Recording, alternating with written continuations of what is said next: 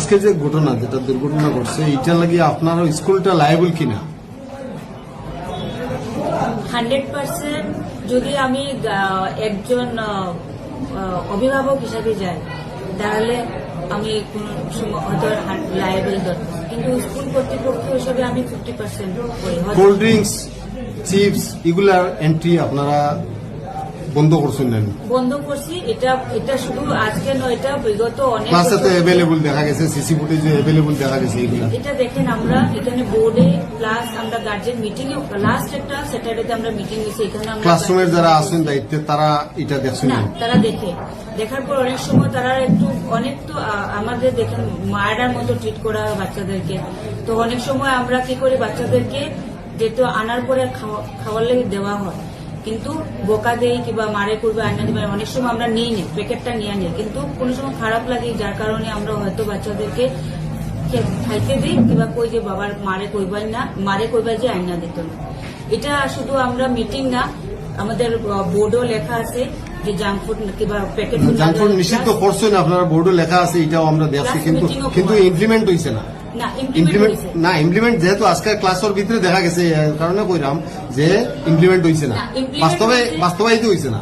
না, ইমপ্লিমেন্ট হয়েছে, এটি কইতেছে আপনারা এই যে মায়ার কারণে হয়তো না, মায়ার কারণে ইমপ্লিমেন্ট যেহেতু আপনারা বাধা দিচ্ছেন, কিন্তু বাধা দেওয়া সত্ত্বেও যখন ভিতরে ঢুকছে এগুলা, যেটা সিসি ফুটেজের ক্যামেরা বাচ্চার মারা যাওয়া, এটার কারণ তো এক্স্যাক্টলি কইতাম পারলাম না, কিন্তু দেখা গেছে যেটা ওগুলা কিচ্ছু থেকে হয়েছে ঘটনাটা। দেখেন, এই ক্ষেত্রে আমি পুরো স্কুলকে লায়াবল মানি না, কারণ কি গার্জেনদের যেহেতু আমরা আমরা ডিসিপ্লিনটা দিয়ে দিচ্ছি যে প্যাকেট ফুড না দেওয়ার লাগে, এখানে 100% আমি স্কুলের টিচার কিংবা স্কুলে যখন মানলাম একজন গার্জেনদের দিয়ে দিচ্ছে, আপনারা তো এগুলো বাইরে রাখতে পারেন? বাইরে রাখতে পারি, কিন্তু যেগুলো প্যাকেটের টিফিনের ভিতরে ঢুকাই দেয়, ব্যাগের ভিতরে ঢুকাই দেয়। ব্যাগের ভিতরে তখনই আমরা দেখতে পাই যখন বাচ্চা টিফিন খাওয়ার সময় খুলে, তখনই আমরা দেখি। খাওয়ার সময় তো খুলছে এইগুলা। আপনার এই সময় ক্লাসে 2জন মিস আসলাম, তারা কি দায়িত্ব পালন করছেন?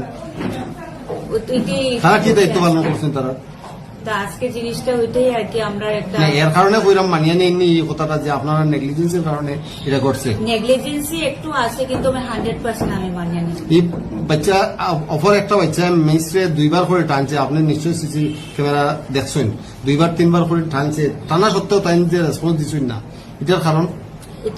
এটার একটা কারণ কি, হয়তো আমি ঘটনাটা যেটা টিচারের কাছ থেকে জানলাম আর নিজেও গিয়ে দেখলাম, যখন যেই ম্যাডামে যে ডেস্কে বাচ্চার সঙ্গে বয়াত ছিল, বাচ্চাটা খুব কান্নাকাটি করতেছে। একজন আসলা, কিন্তু 2জন একসাথে আসলা, আর ম্যাডাম যখন 2জন আপনার ক্লাসরুমের সেফটি লাগে 2জন দিয়েছেন, 2জন এক বাচ্চা লাগে কেন?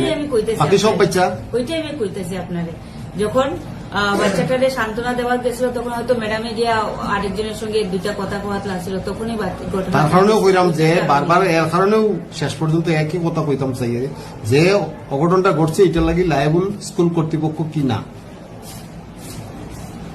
এইটাই আমি কইব যে হ্যাঁ, আজকের একটু গাফিলতি ছিল আমরা টিচাররা, যে কারণে হয়তো দেখেন বাচ্চাটা যখন একটা আনফরচুনেট ইনসিডেন্ট, সবাই আমরা দুঃখিত এই জিনিসটা নিয়ে। হ্যাঁ,